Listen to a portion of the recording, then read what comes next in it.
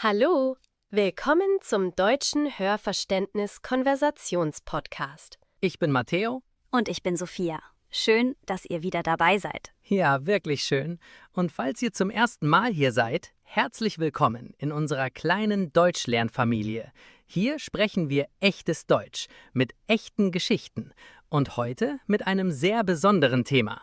Ja, heute reden wir über etwas, das viele Deutschlernende wirklich beschäftigt, wirklich bewegt, wirklich frustriert manchmal. Sophia, ich möchte euch heute eine Frage stellen. Eine Frage, die ich selbst gestellt habe, viele Male. Was für eine Frage? Langsam und ehrlich. Warum muss ich so viel nachdenken, wenn ich Deutsch spreche? Warum kann ich nicht einfach sprechen, ohne nachzudenken? Ah, die große Frage. Ja, die große Frage. Man lernt Deutsch, Grammatik, Vokabeln, Regeln. Und dann steht man vor jemandem und das Gehirn fängt an zu rechnen. Der Artikel. Ist es der, die oder das? Die Konjugation. Wie war das nochmal? Und während man rechnet, ist der Moment vorbei. Ja, man denkt so viel, dass man vergisst zu sprechen. Und genau darüber reden wir heute. Wie lernt man Deutsch zu sprechen, ohne ständig nachzudenken? Wie wird Sprache automatisch? Wie fließt sie? Und wir teilen echte Strategien, echte Erfahrungen, was wirklich hilft und was nicht. Weil es Wege gibt, echte Wege. Und heute zeigen wir sie. Also, bleibt dran. Diese Episode könnte wirklich alles verändern, wie ihr über Deutsch denkt und wie ihr Deutsch sprecht. Sophia, fangen wir mit einer ehrlichen Frage an. Wie war das für dich, als du Deutsch gelernt hast? Wann hast du aufgehört, ständig nachzudenken? Also, das ist eine gute Frage. Und die ehrliche Antwort ist, es passiert nicht auf einmal.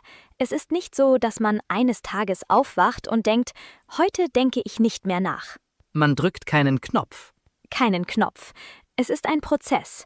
Ein langer, manchmal frustrierender Prozess, aber ein sehr schöner auch. Und wie hat dieser Prozess bei dir ausgesehen? Also, ich erinnere mich an eine bestimmte Phase. Ich war vielleicht ein Jahr in Berlin. Mein Deutsch war schon ganz okay. Ich konnte mich verständigen. Aber ich habe immer noch übersetzt. Im Kopf. Ich habe auf Spanisch gedacht und dann ins Deutsche übersetzt. Das Übersetzen im Kopf, das kennen alle. Alle.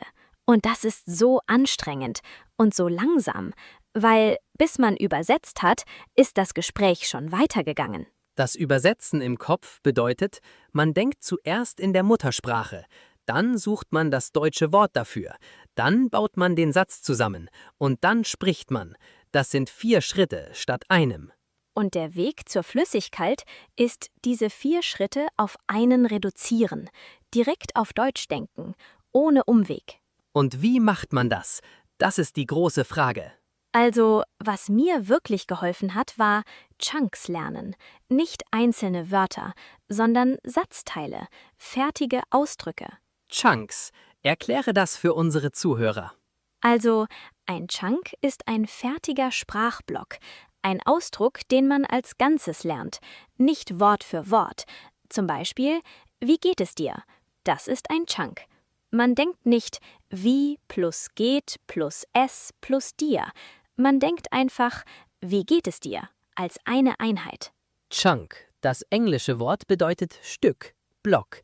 Ein Sprachchunk ist ein Block aus Sprache, den man als Ganzes speichert, wie ein fertiges Puzzleteil. Man legt ihn einfach hin, ohne ihn zusammenzubauen. Und das ist der Schlüssel. Wenn man Chunks lernt, man muss nicht mehr bauen. Man holt einfach den fertigen Block raus. Das ist so ein wichtiger Punkt. Und das erklärt auch, warum kleine Kinder so schnell sprechen lernen. Sie lernen keine Grammatikregeln. Sie lernen Chunks. Mama, Wasser. Das ist ein Chunk. Mama, Wasser. Der erste Chunk. Und von diesen einfachen Chunks, Schritt für Schritt, wird die Sprache reicher. Ja, und das gilt für Erwachsene genauso. Man lernt Chunks und mit der Zeit verbindet man sie. Und dann fließt es. Sophia, welche Chunks haben dir am meisten geholfen, am Anfang? Also, die allerwichtigsten Chunks waren die Alltagsausdrücke. Die Dinge, die man wirklich jeden Tag sagt. Guten Morgen, wie geht's? Dankeschön, bitte sehr. Entschuldigung, kein Problem. Diese Sätze, man sagt sie 10-mal am Tag, 20-mal. Wenn man sie als Chunk hat, braucht man nicht mehr nachdenken. Sie kommen automatisch. Automatisch, das ist das Sauberwort. Automatisch bedeutet, man macht etwas, ohne bewusst darüber nachzudenken. Es passiert von selbst. Wie Autofahren. Am Anfang denkt man an jeden Schritt.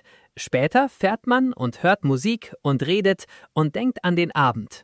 Das Autofahren-Beispiel, das ist so perfekt. Weil es so wahr ist. Am Anfang Kupplung, Gas, Bremse, Spiegel, Blinker. Alles bewusst.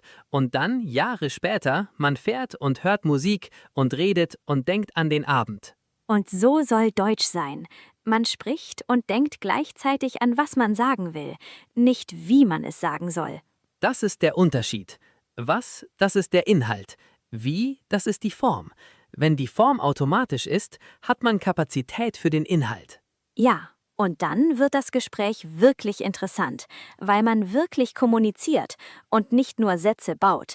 Also, lass uns konkrete Strategien teilen. Echte Strategien, die wirklich funktionieren.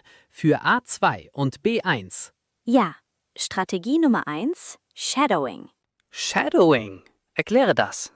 Also, Shadowing bedeutet, man hört jemanden sprechen, auf Deutsch, und spricht gleichzeitig mit.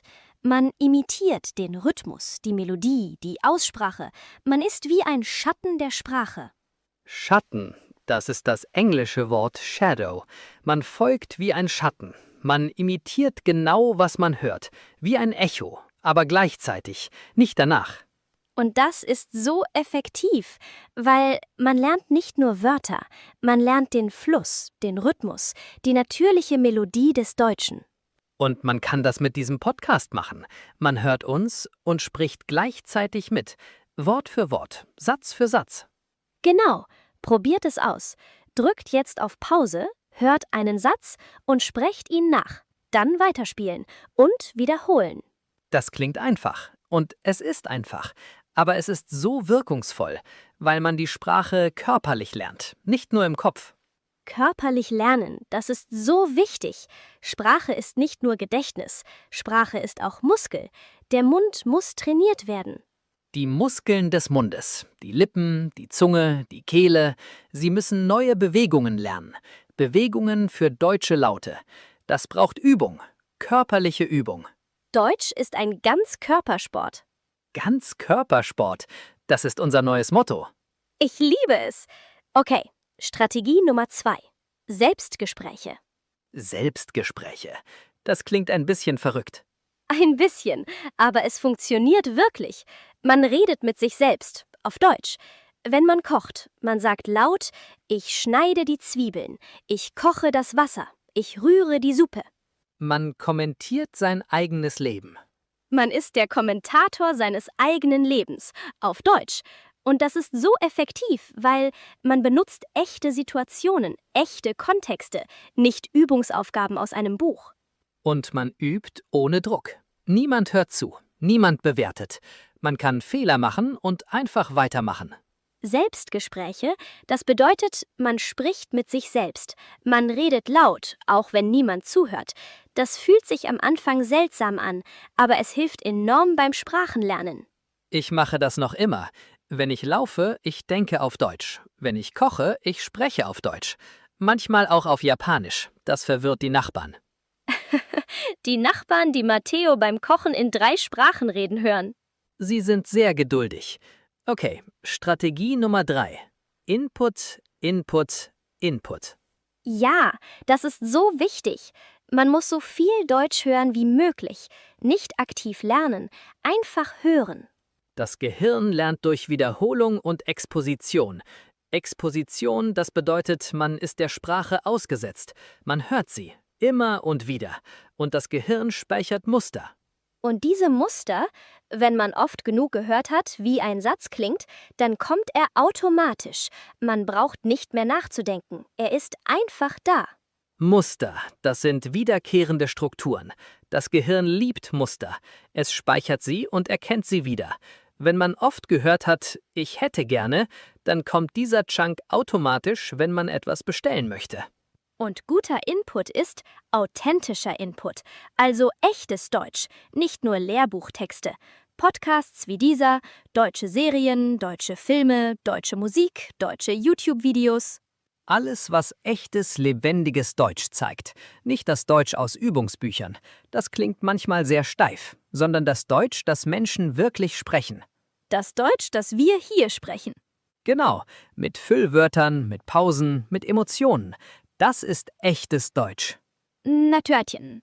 Und für verschiedene Niveaus, A1 und A2, man hört einfache, langsame Gespräche, genau wie diesen Podcast. B1 und B2, man hört schnellere, komplexere Gespräche, deutsche Nachrichten, deutsche Talkshows. Der Clou ist immer ein bisschen über dem eigenen Niveau.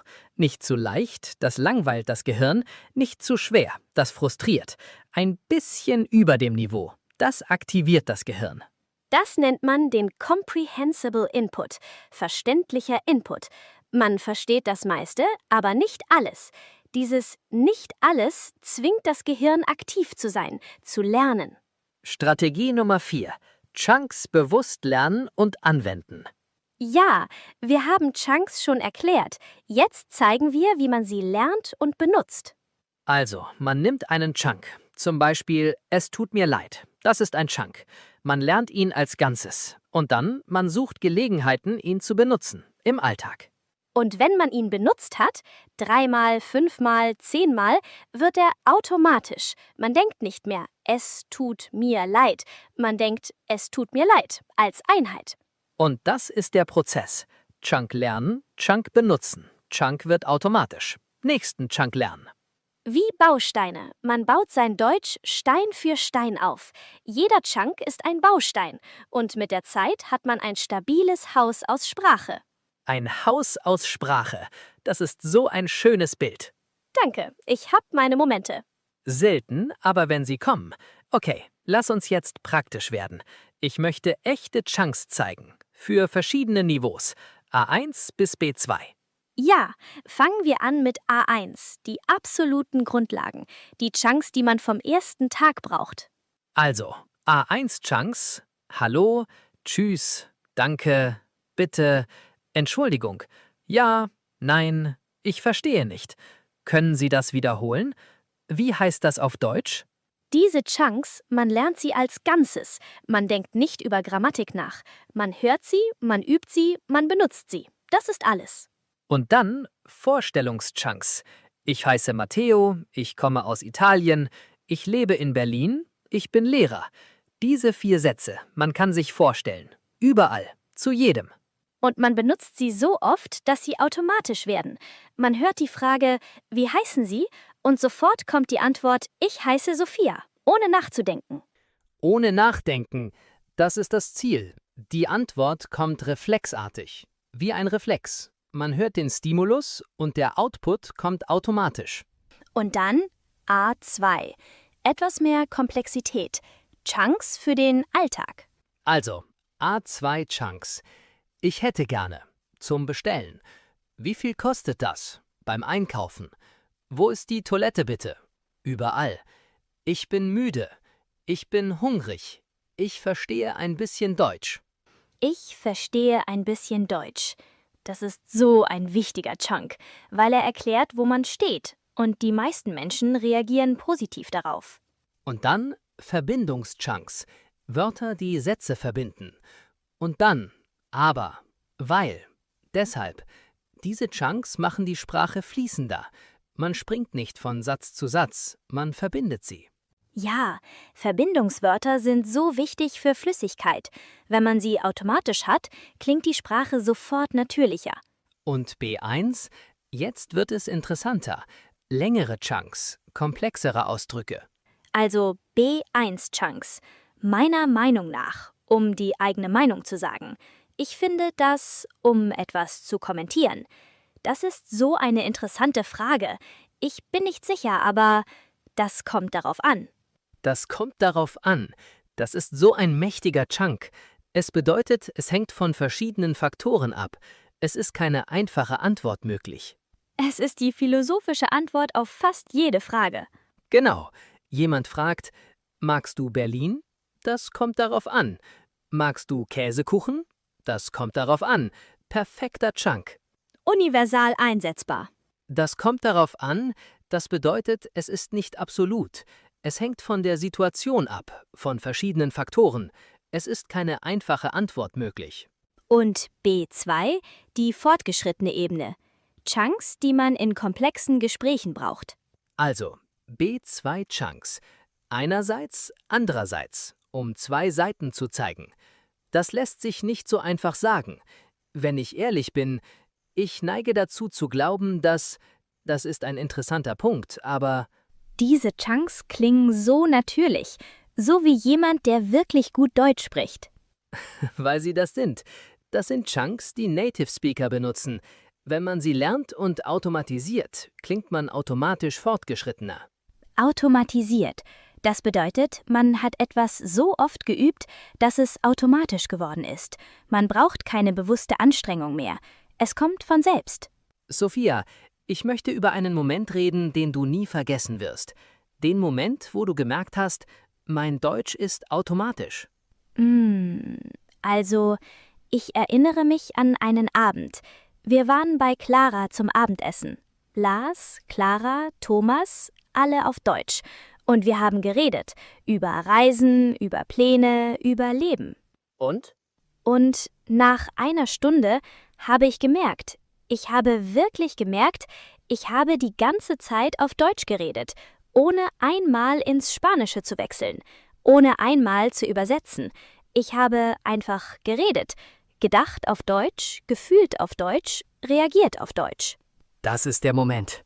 Ja, und ich habe kurz aufgehört zu reden, mitten in einem Satz, und alle haben mich angeschaut. Und ich habe gesagt, auf Deutsch, Entschuldigung, ich habe gerade gemerkt, dass ich auf Deutsch denke. Das ist das erste Mal. Und was haben sie gesagt? Lars hat gelächelt, Clara hat applaudiert, wirklich geklatscht, und Thomas hat gesagt, na, endlich. Na endlich. Thomas. Ja, und ich war so glücklich, so unglaublich glücklich. Nicht, weil mein Deutsch perfekt war, es ist auch heute nicht perfekt, sondern weil ich in der Sprache angekommen war, wirklich angekommen. In der Sprache ankommen. Das ist so ein schönes Bild. Ja, es ist wie eine neue Heimat. Erst ist man Gast, man ist höflich, man passt auf, man macht keine Fehler, wenn möglich. Und dann, irgendwann, ist man zu Hause. Man macht Fehler und lacht darüber. Man fühlt sich sicher. In der Sprache ankommen, das bedeutet, man fühlt sich sicher in der Sprache. Man ist nicht mehr Gast, man ist zu Hause. Die Sprache gehört einem. Und du, Matteo? Wann bist du in der deutschen Sprache angekommen? Also, ich erinnere mich an einen lustigen Moment. Ich war in einem Gespräch mit einem deutschen Freund und wir haben gestritten, freundschaftlich gestritten. Natürlich Fußball. Natürlich Fußball. Immer Fußball. Und er hat etwas gesagt, das mich wirklich aufgeregt hat. Und ich habe ganz automatisch auf Deutsch geantwortet. Laut, schnell, mit Emotion.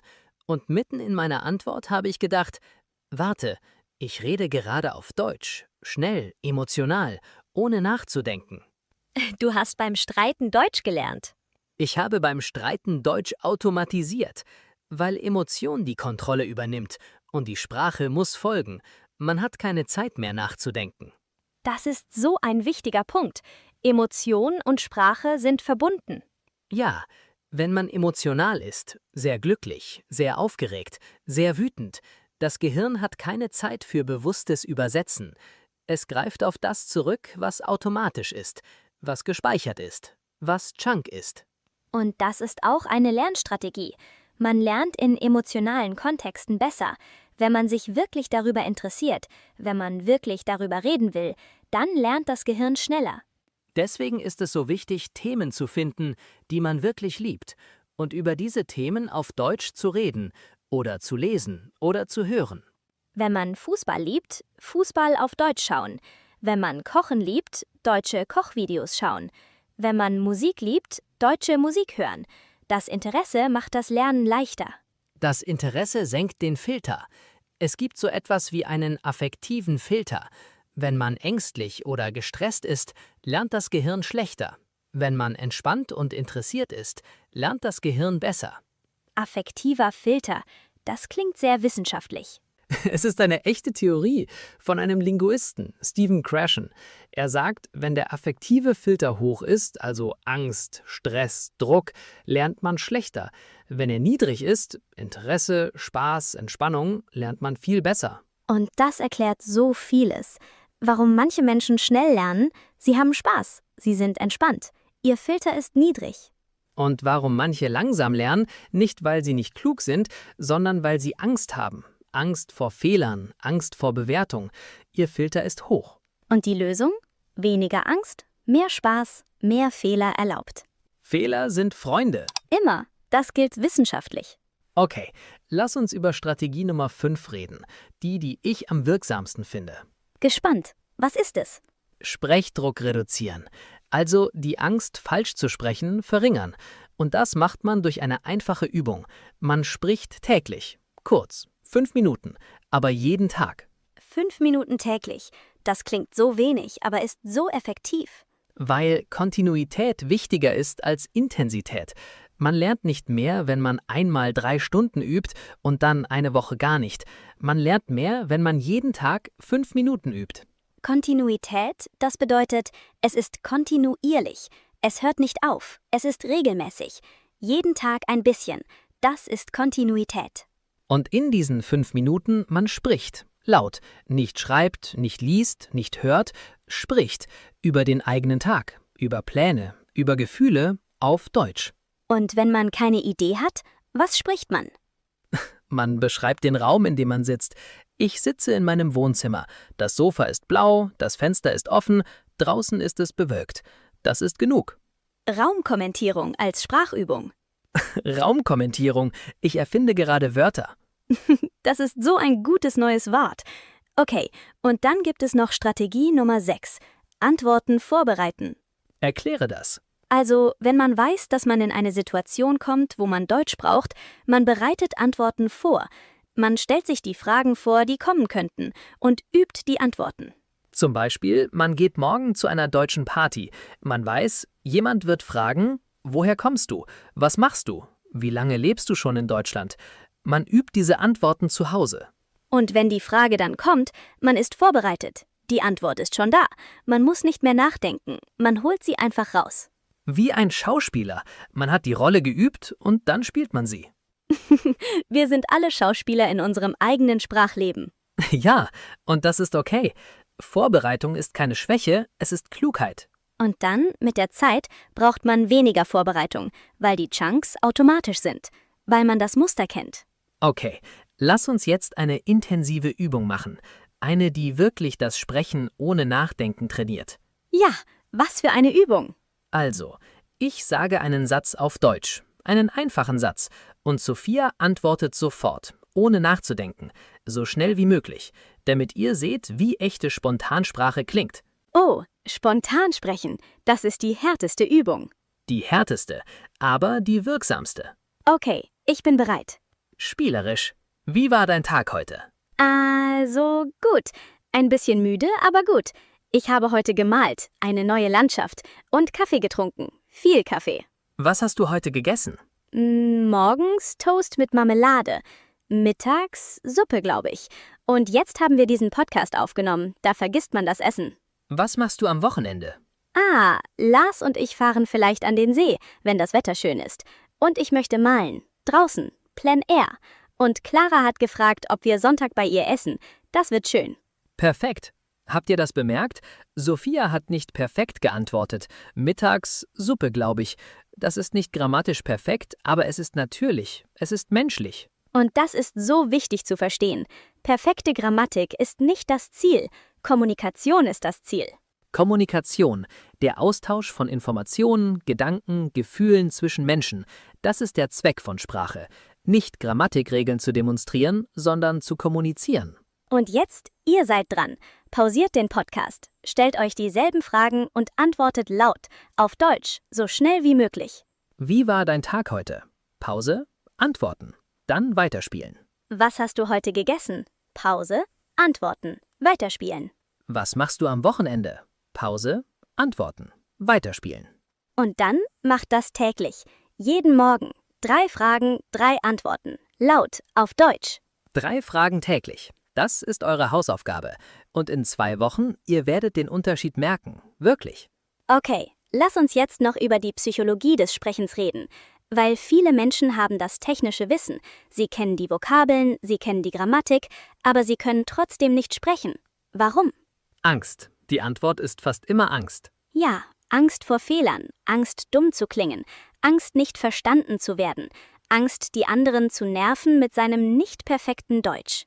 Und das ist so schade, weil diese Angst ist das größte Hindernis. Nicht die Grammatik, nicht der Wortschatz, die Angst. Hindernis, das bedeutet etwas, das im Weg steht, das einen aufhält, einen daran hindert, vorwärts zu gehen. Die Angst ist das größte sprachliche Hindernis. Und wie überwindet man diese Angst? Also, ich glaube, der erste Schritt ist, zu akzeptieren, Fehler sind normal. Jeder macht Fehler. Auch Native Speakers machen Fehler. Auch ich mache noch Fehler auf Deutsch.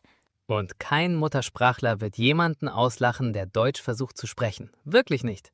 Im Gegenteil, die meisten Menschen respektieren die Mühe. Ja, wenn ich als Spanierin versuche, Deutsch zu sprechen, die meisten Deutschen sind so positiv, so ermutigend. Oh, ihr Deutsch ist sehr gut, auch wenn es noch nicht perfekt ist. Ermutigend, das bedeutet, es ermutigt einen. Es gibt einem Mut. Es macht einem Courage, weiterzumachen. Wenn jemand ermutigend ist, er unterstützt einen, er stärkt einen. Und dann der zweite Schritt zur Überwindung der Angst, kleine Erfolge feiern. Ja, kleine Erfolge. Wenn man zum ersten Mal eine Kaffeebestellung auf Deutsch geschafft hat, das ist ein Erfolg. Wenn man eine einfache Frage beantwortet hat, Erfolg. Wenn man eine Witze auf Deutsch gemacht hat und alle gelacht haben, großer Erfolg. Und diese kleinen Erfolge, man sammelt sie. Und mit der Zeit, man hat so viele gesammelt, dass das Selbstvertrauen wächst und die Angst schrumpft. Selbstvertrauen wächst, Angst schrumpft. Diese 2 Prozesse passieren gleichzeitig. Je mehr Selbstvertrauen man hat, desto weniger Angst. Je weniger Angst, desto mehr spricht man. Je mehr man spricht, desto mehr Selbstvertrauen. Ein positiver Kreislauf, das Gegenteil von einem Teufelskreis. Ein Engelskreis. Ein Engelskreis, ich liebe das. Okay, lass uns zusammenfassen. Was haben wir heute gelernt? Erstens, das Ziel verstehen. Man will Deutsch sprechen, ohne ständig nachzudenken. Das erreicht man durch Automatisierung, durch Chunks, durch Wiederholung, durch Exposition. Zweitens, die Strategien. Shadowing. Mit Sprechern mitsprechen. Selbstgespräche. Sein eigenes Leben auf Deutsch kommentieren. Input. Viel echtes Deutsch hören. Chunks lernen. Fertige Ausdrücke als Ganzes lernen und benutzen. Täglich 5 Minuten sprechen. Antworten vorbereiten. Drittens, die Psychologie. Angst reduzieren, Fehler akzeptieren, kleine Erfolge feiern, den affektiven Filter senken, durch Spaß, durch Interesse, durch entspannte Atmosphäre. Viertens, konkrete Chunks für jedes Niveau. A1, Hallo, danke, Entschuldigung, ich heiße. A2, ich hätte gerne. Wo ist? Ich verstehe ein bisschen. A3, meiner Meinung nach, ich finde das kommt darauf an. B2, einerseits, andererseits. Das lässt sich nicht so einfach sagen. Wenn ich ehrlich bin. Und fünftens, das Wichtigste. Deutsch ohne Nachdenken kommt nicht sofort. Es braucht Zeit, es braucht Geduld, es braucht Mut. Aber es kommt. Für jeden. Wenn man dranbleibt, wenn man täglich übt, wenn man Fehler als Freunde sieht. Fehler sind Freunde. Das gilt hier ganz besonders. Jeder Fehler zeigt, man hat versucht zu sprechen. Man hat den Mut gehabt. Und das ist der einzige Weg. Der einzige Weg. Durch den Mund, durch das Sprechen, durch die Fehler hindurch. Und jetzt eure Hausaufgabe. 3 Dinge. Erstens, sucht euch heute 5 neue Chunks, Ausdrücke, die ihr lernen wollt. Schreibt sie auf. Zweitens, morgen früh stellt euch 3 Fragen auf Deutsch und antwortet laut. 5 Minuten. Und drittens, schreibt uns in die Kommentare. Auf Deutsch. Ein Satz. Ohne nachzudenken. Einfach schreiben, was kommt. Ohne nachzudenken. Das ist die Übung. Wir lesen alles. Und wir bewundern jeden, der es versucht. Wirklich jeden. Denn Versuch ist Mut. Und Mut ist alles. Drückt auf die Glocke. Und teilt den Podcast mit jemandem, der Deutsch lernt. Besonders mit jemandem, der Angst hat zu sprechen. Diese Episode ist für ihn, für Sie, für alle.